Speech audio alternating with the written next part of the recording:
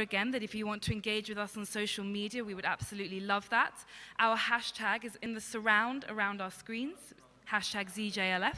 Also, of course, share any photos or videos or your thoughts on Facebook as well. Just search Jaipur Literature Festival. So, without further ado, I'm really delighted to introduce this next session, The Enchanter, Nabokov and Happiness, with Lila, Azam, Zanganeh, and we're introduced by Chandrahas Choudhury.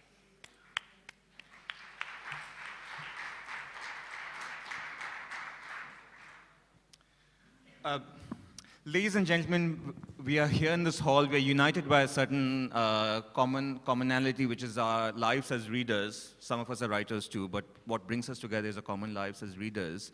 And all of us have at some point in our lives tried to find a language for what we go through when we experience the work of great writers and what it does to us. And often we can't, although we know we are going through something very transcendent, we can't find a more precise vocabulary or precise structure for that kind of feeling. And someone who, in producing a book about her own favorite writer, has kind of shown all of us how we can go about doing something similar is Lila Azam Zanganeh with her book on Nabokov. What's so wonderful about Lila's book is that it has elements of literary criticism, autobiography, and an attention to what happens to us live at the moment of reading. So very often, although you might not have read Nabokov at all, you can, in reading your book, Lila, you have all these moments where you've come across a certain sentence and you remember what it did to you or what kinds of memories it brought up. And what I especially loved about it was this idea which, although I've been reading for all my life, and so have all of us, your notion that when we read and we get powerfully caught up in the gravitational pull of a great writer, in a way we forget who we are and how we see reality through a kind of joint self emerges. That's partly the writer's mind and style and partly our own memories. And what I also particularly thought was very striking in your book is that although we know we enjoy reading books, it's very rare that we actually connect books directly to the idea of happiness and as a way of reliably becoming happy. And that's what we go to our favorite writers for, as we go to our best friends. So I thought if you could perhaps begin by outlining how you came to thinking about this, not as an essay, which it also could have been, but a whole book where you draw out all these wonderful details. And then perhaps even reading like the keynote of your ideas on Nabokov, from which we can then go out into. Yes. Hello, hello, hello. First of all, I'm extremely happy to be here. It's a huge honor, a pleasure. I love crowds almost more than anything. I've never seen so many people gather for literature, and so it's extraordinary. Thank you so much. Thank you, William. And thank you, all of you. Really, for me, the most important thing was to do something playful. Nabokov hated the genre of the essay, what we call in French the literature of ideas. It was very gray for him. It was sort of dead weight. So if I wanted to talk to him as a writer of happiness, which to me he was in so many ways, and in many different senses. He was that strange bird. He had been overrun by tragedy in his life, the Russian Revolution, the assassination of his father, the loss of his country and his language. And yet he was a deeply happy man, tortured and complicated, but sort of had this joyous demeanor all the time that I was very deeply attracted to. And then I think that, I don't know how many of you have read Lolita? Oh, quite. That's huge. This is excellent, extraordinary. So you start with Lolita, you read Speak Memory. My personal favorite is Ada or Ardor. And really, Ada or Ardor, the more I reread it, the more it seemed to me that it was almost a treatise in happiness. And in order to write about that, it had to be a playful book. But of course, you run into all kinds of issues. First of all, Nabokov did not like, we were talking about this yesterday, Nabokov did not really like what he called lady writers. He thought Jane was all right, Jane being Jane Austen, but she's the only one who really made the cut.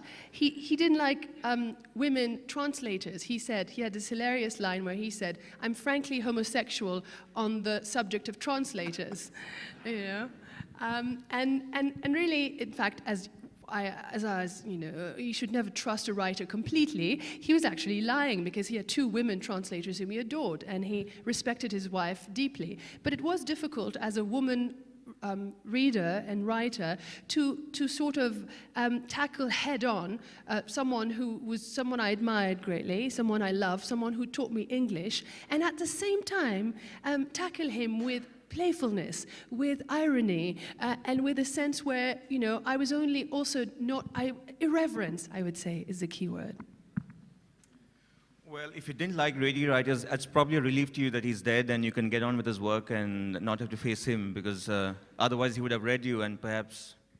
I think, we were talking about this with some people yesterday. I think the extraordinary thing about writing, and I know from what I've seen in the last days, many of you are writers or write at times, and one extraordinary thing that happens when you begin to be obsessed is that the world talks back to you, and at times the writer you're thinking about talks back to you. It's Kafka in his diaries had this wonderful line where he said, if you call it by the right name, then it comes. He says that this act of calling is what he would call magic.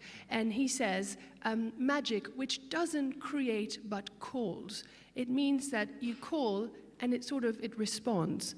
And as you start, and it's something that I talk about in the book, this thing that it's almost like it's a whiff of madness happens to you as soon as you become obsessed, when you're deeply entrenched. And I met Dmitri, his son. It was a funny story that happened to us over the course of years. Dmitri, I had to read my book to for 3 days and 3 nights because he was paralyzed. But I had to read the book out loud to him, being terrified because Dmitri also didn't like women all that much. And the story of our friendship is sort of extraordinary in its own right.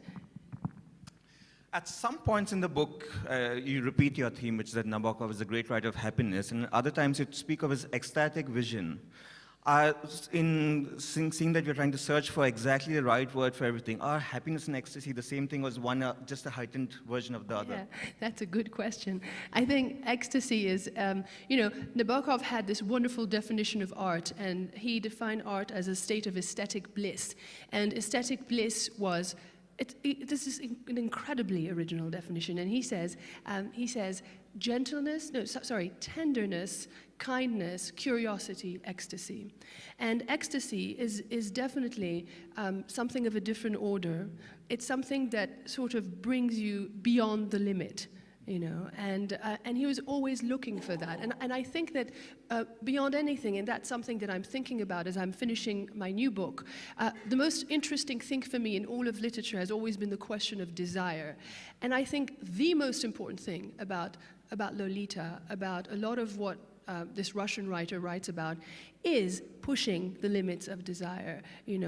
Humbert is a character who takes desire really to its utmost limit. And one of my favorite moments in the book is when he's lost Lolita and he's driving on the wrong side of the highway.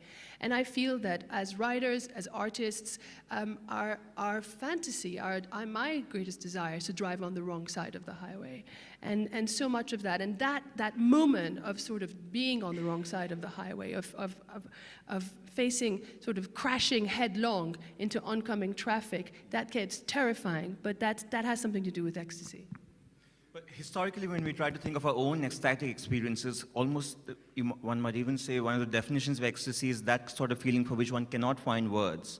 But Nabokov is trying to do precisely this, and does he run into any problems when he's trying this? Yeah. Can you repeat in a linear form, such as prose, what you feel as a flash of ecstasy, for instance? Yeah, that's a really beautiful question. I think so. I think that's actually the most important question. And I would say that yes. I would say in moments of grace, in Ada, he touches upon that ecstasy. He's always thinking. All his stories are about obstacles, or about things to be overcome. It's always about trying to go beyond, to cross that line of desire. And if you think about it, all of the history of literature since the 12th century is about transcending an obstacle. all of it. It's about transcending, but it's not so easy, because once you've transcended it, you've also got, in order to maintain that state of ecstasy, is a whole, it's an, what you call in French, ascèse, right? It's a spiritual exercise. Like in Tristan and Isolde, Tristan und Isolde, right? It's a big love story of the 12th century, rewritten many, many times because we didn't have authors at the time. So Tristan and Isolde are in this adulterous relation. They fall in love, but very strange things happen. And the king, who is married to Isolde, runs into them. He's looking desperately for his wife, and the king runs into them in the woods. But when he finds them, they're sleeping, the two lovers are sleeping by each other, but there's a sword between them. And the sword in l'amour courtois, in courtly love, actually signifies chastity. So it means that they've eloped together, but they've never consummated their love. And that's also, it's never quite literal. And the reason why is that, for instance, in the codes of courtly love, if you consummate love, it's already the end of love. So in order to maintain that state of ecstasy, it's kind of unclear. They probably do consummate their love at some point, but it's unclear. They're always trying to set a new obstacle in order to have something more to transcend, something higher, and something almost unattainable. Very beautiful. Well, you can, in reading Nabokov, trace back an experience of ecstasy that is that of composition and creativity, playfulness, of bringing a whole world into being that is completely your creation. Is that the same ecstasy that you feel as a reader unpacking all of that, or are these different kinds of experiences? Yeah, thank you. I think I think literature at its best. For the longest time, I never thought I would write anything, and because I think I was educated in these really tough French schools where you were told, I was just telling this to two of my friends this morning, where you were always told, you have to be a genius in order to be a writer. And I always had this very strong feeling of inhibition. At the same time, even at that time of my life, I think I felt deeply joyful about having access to those texts. There's a word which in French, I'm Persian, but I was educated in France. That's why sometimes French words come into my head. And it's called entendement. Entendement, I don't know really an equivalent in English. Entendement is really when you have a state of almost spiritual understanding. And I always felt that it was such a blessing to be able to read Hamlet, to be able to read Ada, to be able to read the greatest works of literature, and to have that moment of entendement, of understanding with the writer so deeply, which is not just an intellectual understanding, but it's a sensuous understanding, it's a sensorial understanding. And remember that famous painting of Michelangelo in the Sistine Chapel, where Adam is touching the hand of God. And there's a moment really where when reading and creating almost becomes one and the same. It requires focus, it requires reading with your heart. But I really believe that as readers, we become creators, we become co-creators. We must dream the world very, very precisely. But in this act of dreaming, new worlds come about, There are more things in heaven and earth, Horatio, than are dreamt of in your philosophy. That's what an extraordinary line, Lila, I think you have by now primed your very receptive audience to hear how you put this together on the page, and not just in a voice that is independent of you. And perhaps you could read a paragraph or two about Nabokov and happiness. Sure.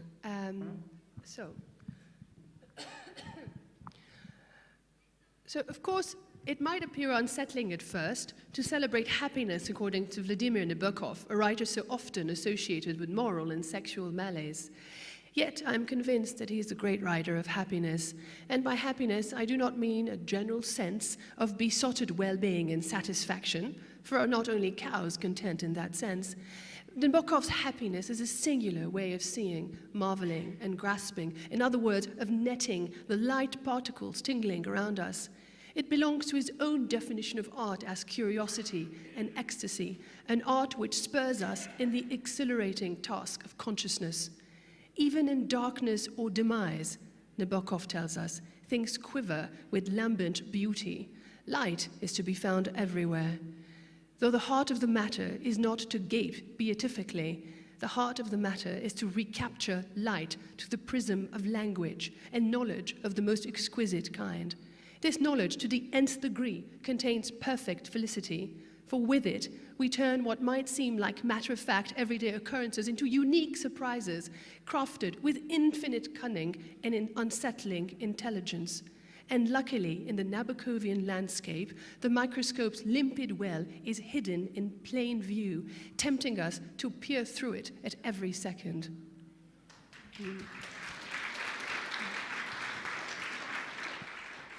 Netting the light particles tingling around us. I mean, that's as good a vision I've seen of a phrase, or one phrase to like capture what we go to great books for. And netting is perhaps a verb that you use with a particular sense of what it means in the Nabokovian world. Yes, well, he was a butterfly hunter and a very good scientist and entomologist. So of course, there are all these butterfly metaphors. But beyond that, really, I feel that the main idea of the book, it was important to me. I had a South African friend whom I had befriended in New York, where I live. I've been living for many years now, and we had just met. And I'm always infinitely curious about people. I love to meet all kinds of people from all walks of life and talk to them and engage them and learn so much from them. So we had nothing to do really with one another. But she was such a cool girl, and she said, I really want to read your manuscript. I said, sure. So she read the book. She read the manuscript. It was just a manuscript. And when she came back and we had a conversation about the book, and I realized she really had understood it. And then she said, but it took me about 10 chapters to realize that this fellow was actually a real person. He was a real writer. And I thought, you're my perfect reader. I don't want somebody, it doesn't matter who Nabokov is. In fact, my mother, I published this book a few years ago in America. I write in English. My mother, at this point, has become so tired of Nabokov. She says, I never want to hear his name again. And she's right. I think it's probably the last I'll ever talk of him for a while. But it's important to say goodbye also to people who have been important to you, to people who have influenced you, to people who have taught you everything. You must say goodbye and take leave and sort of build a path of your own.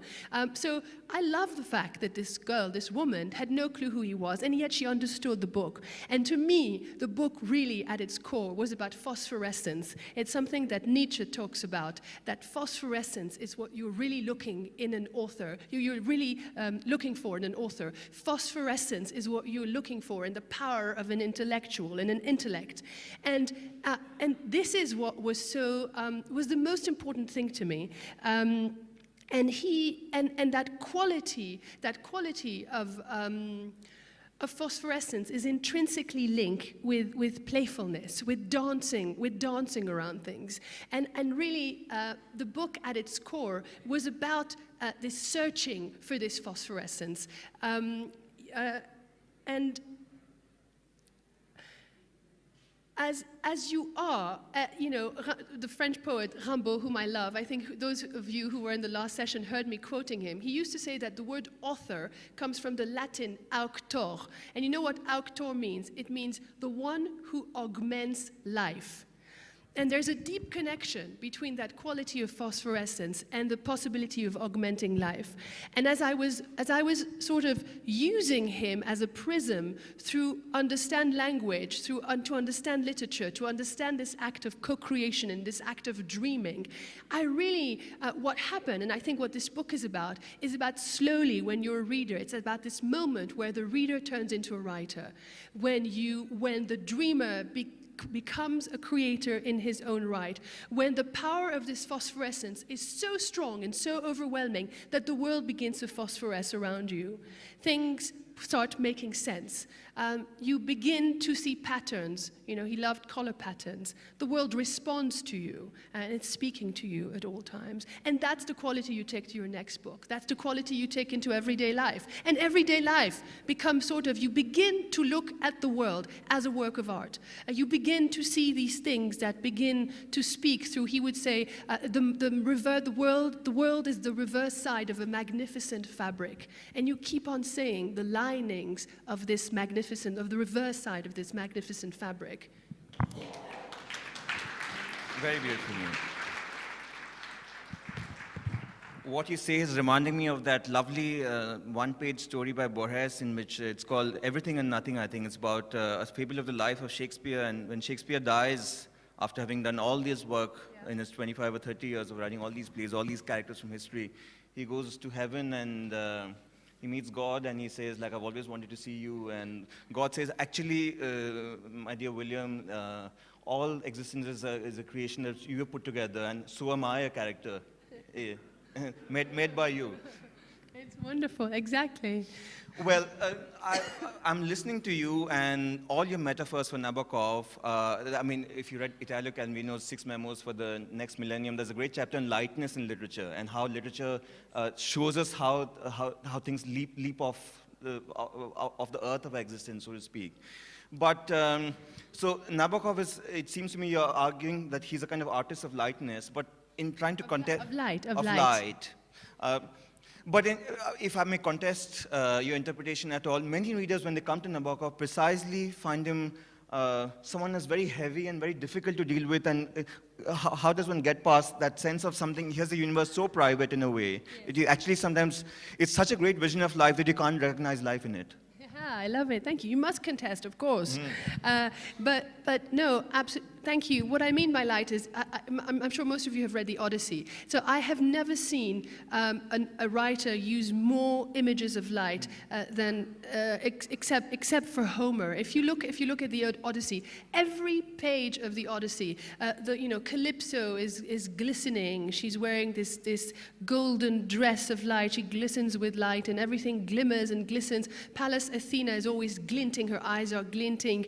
And so if you open any page of Ada or Ardor, you will see that same attention to shimmer and light and luminosity. So that's what I mean. And also in darkness and complexity, in the most, and he chooses very difficult situations at times. He plays moral games. This is another discussion altogether.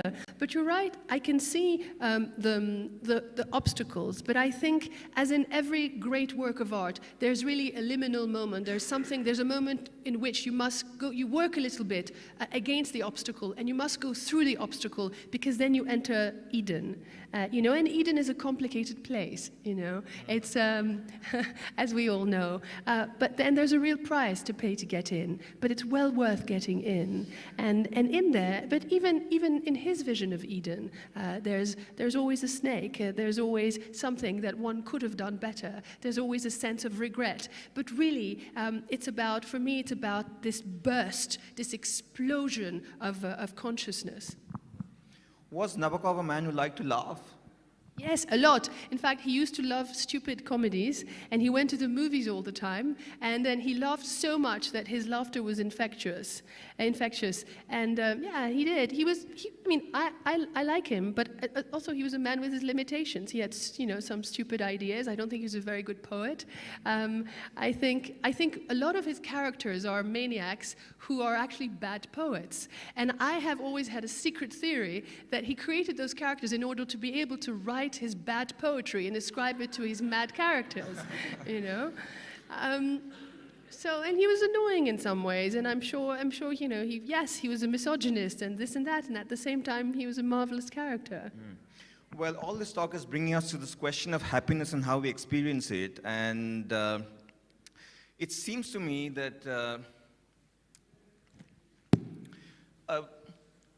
when you think about memories of past happiness, it's not consoling at all. If anything, you feel terrible that you cannot recover that sort of thing. Yeah, is it different for you? Yes. And okay, well, we must chat about that too. But when we see someone, what I meant to ask you is, when you read Nabokov, there are all these transcendent experiences in it. Are they related to the question of time? Do they only last for a certain amount? Are they like one of those clouds that no matter how long you want to look at it, it just disintegrates in front of you? Thank you. Well, that's actually, I was going to read a few lines from a chapter I've never read in public, but actually it's a chapter that's very close to my heart. I can't remember the number. It's chapter, chapter 7. It's called Counterclockwise, where the writer dreams up paradise and the reader leaps straight into it, and it has to do with time. He actually said, I do not believe in time. And strangely, so one of my great regrets in life is that when you study humanities, you're not allowed, at least in Europe often, you're not allowed to study the history of science. So I came out knowing all these things about philosophy and literature, but I was very illiterate in science. So I took it upon myself in the last years to learn as much as I could about science, and found that in quantum theory or in some of the theories of Einstein, there's as much poetry and depth as that line of Hamlet, in one line of Hamlet. And what was interesting is that it turns out that Nabokov and Einstein have similar theories of time. So you see that poets have always had intuitions, not just about things unreal, but that imagination is really reality to the X degree. You look at ancient Indian poems, and they're extraordinary. You look at some of the Vedas, and you have extraordinary intuitions about the world that we were able to prove, just barely 2,000 years later. So here's a passage about time. So he says, memory holds time in cupped hands. The present is brought forth. And then it's a quote, but we can never enjoy the true present, which is an instant of zero duration. And then this is again me. The present is memory in the making. What more is the present? Love, only love, the flowering of the present. This is Nabokov, the flowering of the present, the hush of pure memory, a capsule of consciousness. Or, to be scientifically exact, this is an equation. The equation goes love plus memory over consciousness equals time, Nabokovian time. So in fact, he believed that if you try to remember vividly the most ecstatic moment of your life, which usually are connected to infatuation, to great infatuation, and that power of memory over consciousness means you become acutely aware of them. In fact, he had this idea that it was possible to turn time around. You had these moments where you see something and you know before all of the future sweeps in that you will remember that moment powerfully. And he had that experience when he was a kid, and I try to do this all the time. I was just in Paris recently, and I thought, this is it. This is a moment I will remember, and you turn time on its head. He had dreams. He believed in precognitive dreams, and all those things turn time on the head. And if you're deeply aware, so it's love and memory over consciousness equals end time, Nabokovian time, meaning in that time is something that you always have access to. When you're 97 years old and dying, there's something in you that is still bursting with consciousness, because all of life is contained in that capsule. Is a novel then a particularly good kind of instrument for imagining or capturing time? And is that what attracts Nabokov to novels more than poetry? Because you can set up these little big time and little time, these interlocking structures.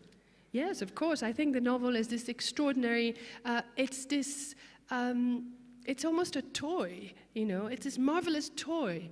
And part of what I'm trying to say here today is also that irreverence is so important. We tend sometimes to treat books with too much. I mean, I love literature so much, but at times we must understand that there are things that enable us to enter other dimensions. So they're deeply important. But as we know, I talked about this at the last session. I've always been interested since I was a child, I read part of the Mahabharata. I was interested in Hindu thought, and so much in my own name is playfulness, and so much of depth is encapsulated in playfulness. And I think a novel is a deeply playful instrument of a prism, a heuristic instrument. It's an instrument of discovery.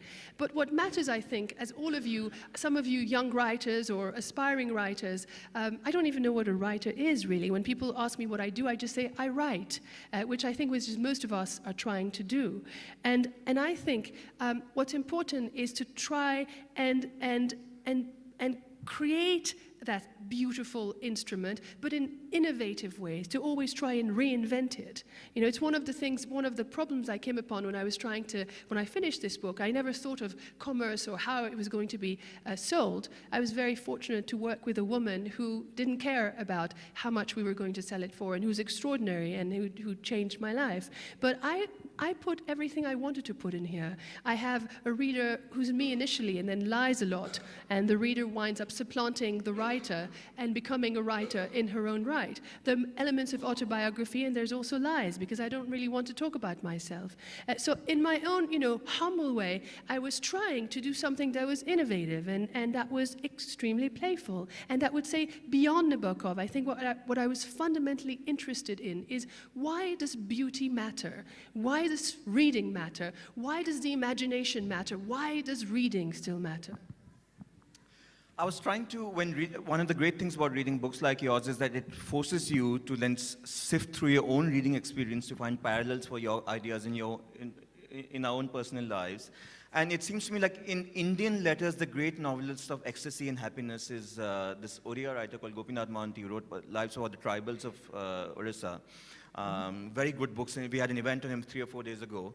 But there is a certain vision of characters undergoing states of ecstasy and happiness in Gopinath Mohanty, which is that, and over them hangs the figure of the narrator, who, when two young people fall in love, all they can have eyes for is one another. But over them, the narrator says, this had been happening in this very same valley for thousands and thousands of years. And so the happiness you get is a sense of cosmic time that the narrator shows you, that all these human experiences are part of archetypal forms.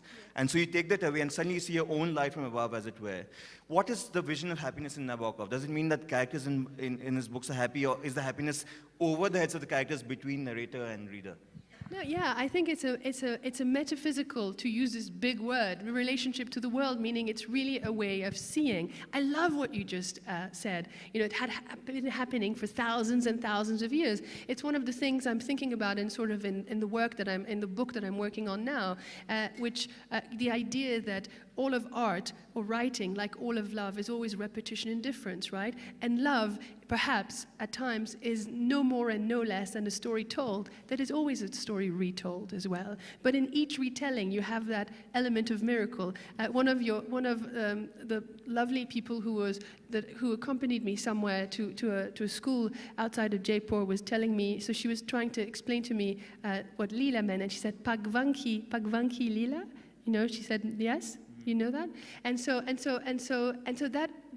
sort of that sense of both what happens punctually, but of cosmic time, I think is absolutely fundamental, and it's deeply connected to what literature is. And sometimes, perhaps in Western literature, we lose track of that, and that's why it attracts me to the ancient Indian epics. It's that constant time, that constant sense of cosmic time, and I feel that Western literature, at its strongest, sort of puts it, comes close to touching that mystery of cosmic time.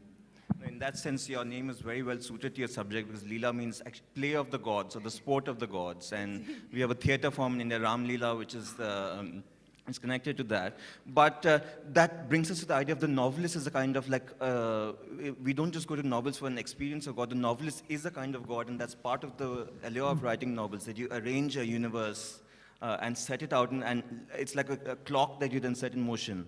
And that's clearly what Nabokov seems to like very much, about having absolute control. That's one side of his work, but does that mean then that we lose an element of surprise? Or, it seems to me that very good writers also need to know how to write badly, if you know what I mean, so that you have the element of variation in your work, which sometimes in Nabokov you feel it's all at one pitch. Or don't you think so? Yeah, there's much of him I don't like. I don't like Pale Fire. I've never been able to finish Pale Fire. And again, it's an element of irreverence. At one point you have to say this doesn't work, or I don't like it. But there's much of the books that I do love where I can open them at random and just really bask into them. But yeah. One of the great things we get in Nabokov is paradox, and paradox is an art of surprising the reader, surprising the mind itself.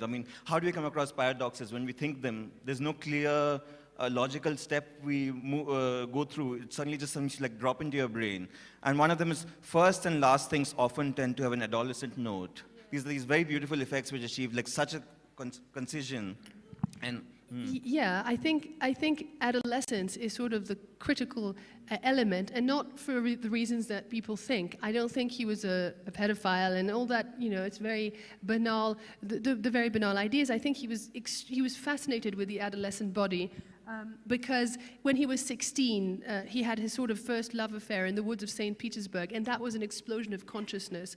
And there's something where then he lost the girl, he lost his country, he lost everything. And so in a way, that idea where the world sort of came into being for the first time in full view was related to that experience of the adolescent body. And there's something about being an adolescent. You know, again, Rimbaud says we must all be sons, we must be daughters, and we must be children of the sun. There's this idea of adolescence. He talks about having this eternal spirit of revolt, and which is also a spirit of reinvention. So adolescence, when he says first and last things often have an adolescent note, he really means that. He means when you first get a taste of something. When he had his girlfriend, he says, you know, I parted the fabric of fancy. I tasted reality. And for him, reality is always something that's actually above reality. The banal reality, he says that, you know, a reality with inverted commas, which he calls clause.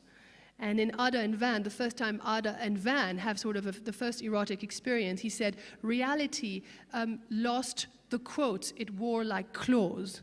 You know, and the last experience is also an adolescent experience, because as you're saying goodbye, as you know that something comes to a close, that's also a moment, it's almost a moment of reckoning, it's a moment of passing a landing.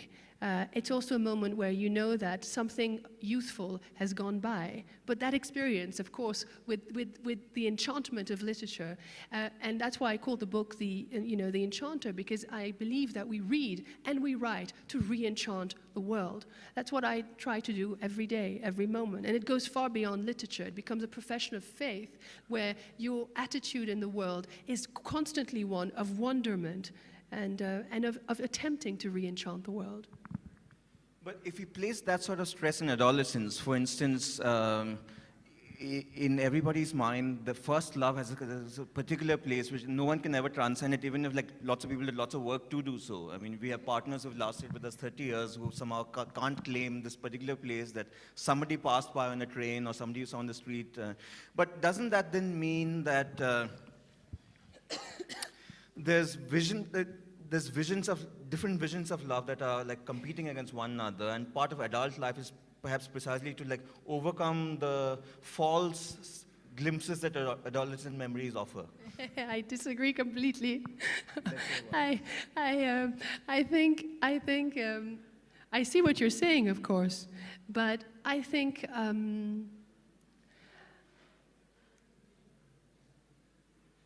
when you love, I think it might be a very romantic view, but I think you love always. And the heart, you know, how the Bible has this wonderful quote where it says the heart is deceitful above all.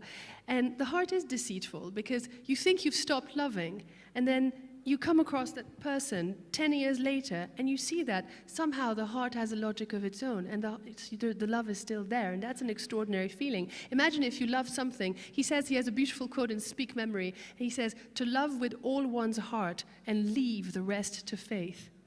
You know, and that's when his mother was looking at their country estate, and she was making him notice the smallest details of the world. And that's what I mean by bringing that phosphorescence and an experience of the world. And his mother was showing him what he calls a bird's cuneate footprints in the snow. He says, lightning taking photographs of a lining of trees. You know how lightning looks like flashes in a camera. And he says, and all of those things she was taking in as if she already knew, the mother, that world was going to come to an end.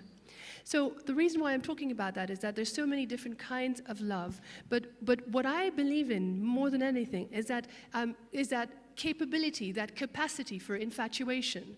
And that is something that is deeply adolescent, and that has to be replenished all the time. How can you stop being infatuated? You'd be dead. I don't know how to stop, you know. But it doesn't mean that you're always infatuated with people. You can be infatuated with ideas. You can be infatuated with a landscape. You could be infatuated with a memory. But that quality of always sort of being in your desire, I think, is the most important thing. And it's a quality of being unsettled. An American essayist called Emerson, whom I love, wrote an essay called Circles. And at the end, I paraphrase terribly, but at the end of Circles, Emerson says, people wish to be settled. It is only insofar as we are unsettled that there is still any hope for us. And that, to me, that says something about the force of desire, the force of infatuation, always drawing you to new things. So in reading Nabokov, you have a vision of how to love more powerfully by sort of returning to the first well springs of when these feelings stirred up in us. But does that mean he teaches us how to love better necessarily? Like, can this be the foundation of something long-term, such as what he enjoyed with Vera? Yeah, so he did have this surprisingly long marriage.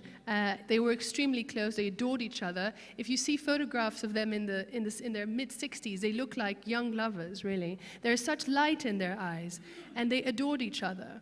And I think in the book Ada or Ardor, which if you haven't read, I recommend you so much. I recommend it to you so much. It is a love story that lasts almost 100 years between a girl and a boy who initially are 12 and 14.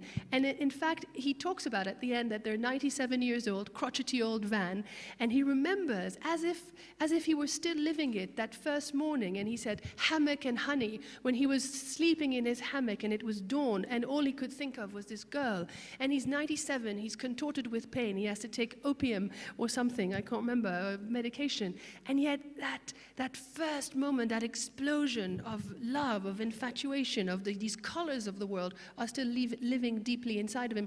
Unfortunately, I think there's no formula. There's no formula for happiness, there's no formula for literature, there's no formula for love. The only thing that you can go by is paying attention, I think. It's really, and I think that's what the only thing that literature can teach you is becoming better observers of the world. You have to look at the details. What Nabokov used to say, what distinguishes an artist, what the definition of the artist is someone who sees the difference between things. No two faces are alike. No two ways of loving are alike. But it's finding that quality. I would go back to this idea of phosphorescence. I think infatuation has something to do with it. It's keep on looking for that quality of phosphorescence, but seeing the difference between all things, the details in the world that might disappear from one day to another. My family came from a world that disappeared completely, and yet it lives on. All Iranians, when they get together, all they can talk about is, why did the revolution happen? What did we do? They talk about streets, and they talk about all kinds of things, where they used to go to the sea, the names of streets that no longer exist, and all that world, because I've heard it so precisely described, although it doesn't exist at all, it lives so powerfully inside of me. And loving is exactly the same thing. It's something that keeps on living inside of you, and you must pay attention to that. Well, in writing this book, you weren't just dealing with Nabokov, who writes Lolita and Ada, but Nabokov also wrote 2 or 3 books of literary criticism, including an early book on Ho-Hol. And when you read, for instance, lectures on Russian literature, on the one hand, they're very good books. On the other hand, there's something very unsettling and almost disappointing about them, which is that he's so grounded in mundane matters. This word appears 444 times in his novel, and that's what he tells his students. I wonder if you have any insights into how he came across, not as a writer, but as a teacher of literature, and whether he was any good at it, actually. Yeah, I love how you dislike him. That's so refreshing. Thank you. I hate him too sometimes. I think he was, all he wanted to, he did. For instance, when he taught Anna Karenina, he always said, you don't read Anna Karenina to learn about adultery, you don't read War and Peace to learn about the Napoleonic Wars. It's a long and stupid way of trying to learn, you really learn. And so he would ask his students, how do the curtains look in Anna's bedroom, or in Emma Bovary's living room? He said that, again, it was always an act of observation, that you had to look at the color of the curtains. He had a wonderful lecture of James Joyce's Ulysses, where he drew an entire map of where exactly Leopold Bloom was going, and it looked like a cat. So there were also games, it was this idea that literature is infinitely playful, but that it doesn't carry any messages. And, he says at the afterword of Lolita, which you should, I encourage you to read. It's one of the most beautiful professions of faith in literature. He says Lolita doesn't carry any moral in tow. He says we read to be connected with what he says with what I would bluntly call aesthetic bliss. So his lessons on literature are really lessons in observation, and those are lessons that carry over and that you take with you as a writer, as you engage sort of with your own demons and angels. Nabokov was a writer, principally known today as a writer in English, who had behind him a memory of Russian, which he wrote his first books in. And it's clear that his syntax in English sounds a particular way, partly because of his memory. But from reading the book, it appears that when you first heard Nabokov, it's not in English, but in French. Or was that not the case? Did your mother read Nabokov in French or in English? Yeah, my mother, it's funny you should ask that. I don't remember. I think she was reading it in English, and she might have translated it for me because I didn't know English at the time. Yeah, he has a particular brand. He talks about his particular brand of English, which is, of course, an English that sounds funny to a degree to foreign ears. And that's something that I deeply connected with because I learned English late. I was about 12, which is too late. It's cerebral cutoff. I will never sound like an English or an American person. And yet, what happens in that is that you realize that language is always rejuvenated by other melodies and other tongues. Very much so. Yeah, and sometimes it's rejuvenated by your mother tongues, by other languages that you've learned, but also by the texts that you have read. So in our tradition, in the Persian tradition, the great poets had to learn a huge amount of things by heart. One of our two greatest poets, arguably, are Rumi and Hafez. Now, Hafez is called Hafez because Hafezeh is memory, and Hafez knew the Quran by heart. He knew the Quran by heart. He wasn't a religious writer at all. He was a mystic. But what happens is that in the tradition, in the medieval Middle Eastern tradition of poetry writing, you had to learn all these things by heart and then forget them.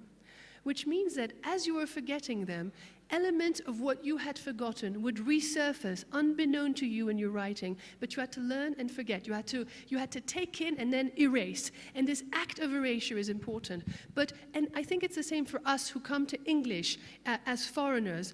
In our English is always going to be a funny brand of English, but in our English, other tongues, other idioms are alive. I'm going to have some Latinate structures in my English. At times, these expressions will come to me that maybe come from Persian, or some things that I will think of in French and somehow, unbeknown, translate into English. And for what it is, it's also renovating language in a way.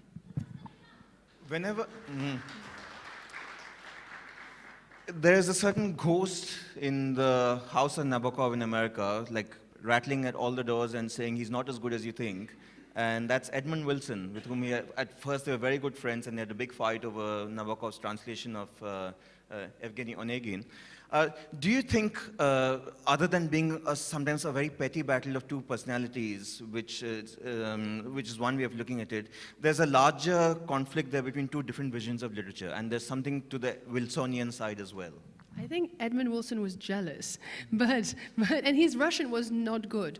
And again, so the battle was about Pushkin. So I studied Russian for several years. Pushkin is difficult to read, but it's the most beautiful thing. It's the closest thing I've ever read to Shakespeare in terms of beauty. And Pushkin is utter simplicity. Utter simplicity. And in order to really understand Pushkin, you have to understand Russian, because it's so simple that every translation seems to water it down a bit. There's a beautiful poem where he talks about the difference, that you have in many languages between the two U's, the formal U and the informal U. So there's just a little poem called T and V. And he talks about a young girl who's come to him, and this is Pushkin. He's going to die at 37 in a duel. And he says, by accident, you called me T. So she talked to him as if the great Pushkin were her age.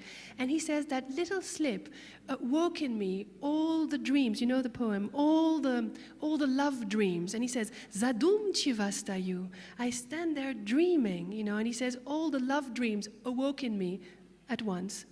It's 4 lines, nothing, one of the most beautiful poems I've ever read. What Nabokov was trying to do is translate it literally so that you would get a sense of all the beauty, the detail, the sort of the ice blue glass, the color of a particular tree, and so on. And Wilson thought that it was, that it should be translated more poetically. But Wilson didn't speak Russian very well. He didn't. Okay, I think we should take some questions from the yes. audience. Yes. Maybe we start Yes. from the back so that... Yes. Who wants to ask a The question? gentleman over there. Yes, Lila, you can... Yeah. Yes. Yes, please. Yeah.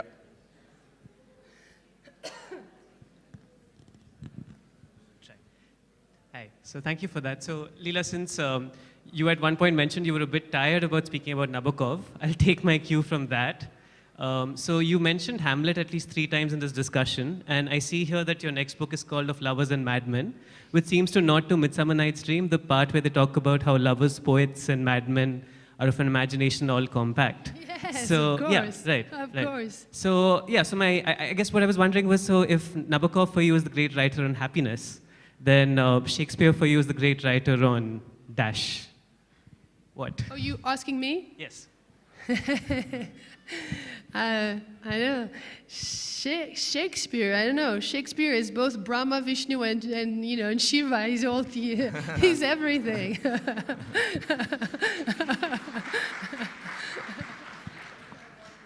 The next person, I'm going to... Yeah, you please, man.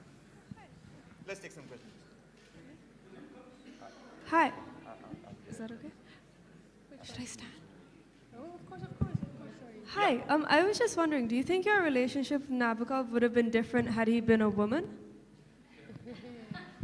That's an interesting question. Had he been a woman? I wonder. I hope not. I hope not. For a long time, I refused to think in gender terms, and then the new book I'm writing, I had to actually begin to think in gender terms to come to the conclusion that maybe gender doesn't matter that much. So I hope not. That's a refreshing thought in our times. I mean, it's a relief to me. You, sir.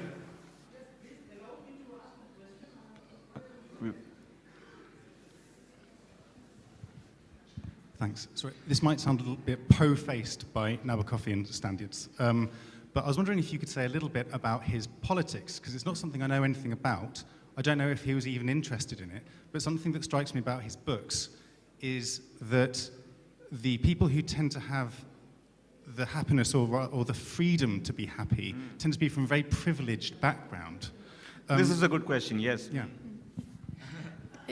Yeah, thank you.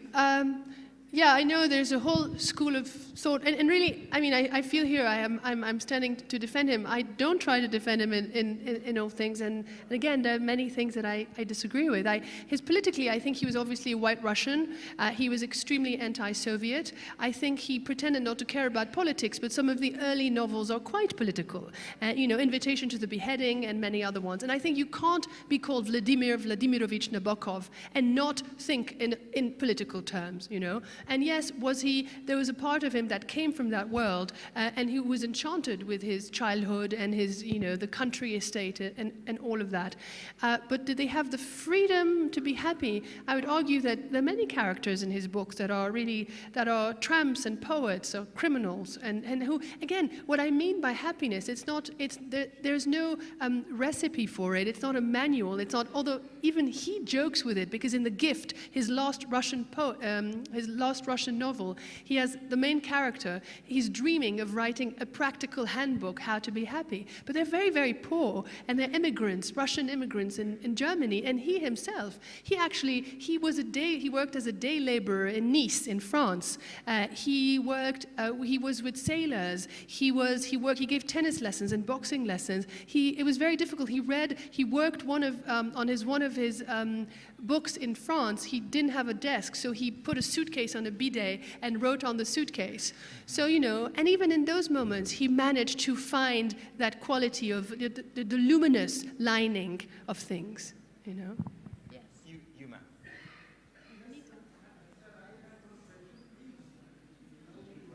Please wait. Anita, yes. Yeah. The mic. No, Anita, they won't be able to hear you unless it's over there. That's okay. I'm very much looking forward to reading your book. I don't know very much about Nabokov. But I got a glint of something at the beginning. You were talking about your relationship with Dimitri, who I think from memory is his son. Yes. And I think there's something quite interesting that you were almost about to tell us. Tell us a bit about you and Dimitri and how he received your work and your writing about his father. Thank you. Yeah, so the relationship with Dimitri was extremely tall. He was 1 meter 95, looked very much like his father, and was very good at everything his father couldn't do. His father couldn't drive. Dimitri became a fast car racer. His father had one affair in his marriage and was extremely faithful to his wife after that. Dimitri was a huge womanizer and never got married, and so on. And Nabokov hated opera and music. Dimitri became an opera singer, and so on and so forth. But he also had a peculiar relationship to women because he thought women in general should be mistresses or servants, and of course not intellectual at all, and no writers. And so it was difficult initially. I met him, I interviewed him for a piece, and then I gave him something I wrote, and he sort of put red all over it and destroyed it. And he loved to destroy Nabokovians. I was terrified by Dimitri. And one day I received an email that said, job offer or something like that. And the email initially offered that I be the chief of his household staff. So I reread it 3 times. and we got off to a terrible start, and then when my agent Nicole Araji, whom I adore, told me you must go to Florida to meet him and to ask him the permission to quote his work, I thought I was going to die and that would be the end of my life. And I knew he could pull the plug. He had pulled the plug on many writers, and that's when he said, you must read to me out loud because I'm too tired. And now, so Dimitri's laying on his bed. He's this, big, imposing man with this operatic voice. He was a bass baritone, so he loved to speak like this. And then I'm reading initially very slowly and quietly, and he would say, and at times very fast, hoping that he wasn't going to hear all the words. And he would say, he would say louder, slower. And I thought, that's it, in 3 days he will hate it, destroy it, and the book will have to go in the garbage. And so occasionally what happened is that, my mother had taught me English when I was 12, and the first English book I'd ever opened, I had read Professor Higgins' Umbrella, and she had said, no, Professor Higgins' Umbrella, right? And so Dimitri started correcting. Of course, when you're learning English every day of your life, you're still going to make mistakes. So Dimitri his ear was wonderful, and he started correcting a few things, like the names of butterflies I'd mispronounced. He started saying, wait a minute, did you say onto or unto? I think you want to say unto. And that was so touching. I later wrote an essay about it called Reading Nabokov to Nabokov. And I was so moved that he would do that. And occasionally he would say, I pronounce something a skein of thought. And he said, it's not skein, it's skein. And I said, Dimitri, don't tell me, I've been saying skein for 15 years. He said, dictionary. So I brought the dictionary, and you actually can say skein and skein. You can say both. So I was saved. And then there were a few things he hated. At one point, there's an imaginary interview with his father. He's saying, this is sounding too close to home, which to me, that was lovely. It meant that the voice was sort of captured. And then occasionally when I allude to his parents' sort of more private life, he didn't like that at all. And there are a few things he didn't like. But to my utter and absolute astonishment, he loved the book. And on the last night, I'll never forget it, and I was reading faster and faster because I was so scared. And he was saying, slow down. And finally I said, so will you give me the rights? He said, what? I said, will you give me the rights? He said, yes, of course, I'm giving you the rights. And then he tried to help me, and then and I told him, I said, thank you so much. I said, I'm so touched. I said, and I will never forget you. And I was very fortunate. I spoke to him 20 minutes before he died, and we truly became friends. So it was this wild sort of arc to our friendship. I wound up truly loving him, and so we actually were able to develop a relation, a friendship. Lila, it seems to me that you have encountered some very difficult men, both in person and on the page in your life, and for some reason they're all called Nabokov. Why not? Why don't we? Why don't we give him them? Please have a mic, sir, and ask it so that everyone can hear. Plays a very important role. Without power of literature and power of knowledge, according to Sir Scott James, Yes. So felicity of style matters a lot. I agree with you. As a student and as a creative Yes. writer of English literature from the University of Calcutta, I Yeah. don't know why microphone is being snatched. This is not a habit. What I want to ask from you, ma'am, is this, that the felicity is the only style which Nabokov, the writer or the poet on which you have written, it is a spontaneous overflow of powerful feelings and emotions recollected in tranquility. That which matters, emotions recollected in tranquility in the matter of imagination and also meditative experience of philosophy which you have mentioned in your book. That is quite appreciable. Thank you, and I agree with you.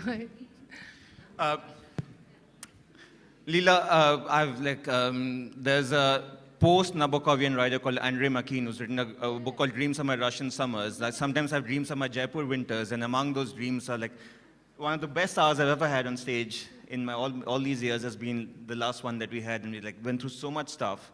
So thank you very much. Your rapture for Nabokov, your rapture Thank with you. English Thank was all you the way so through. much. Thank you.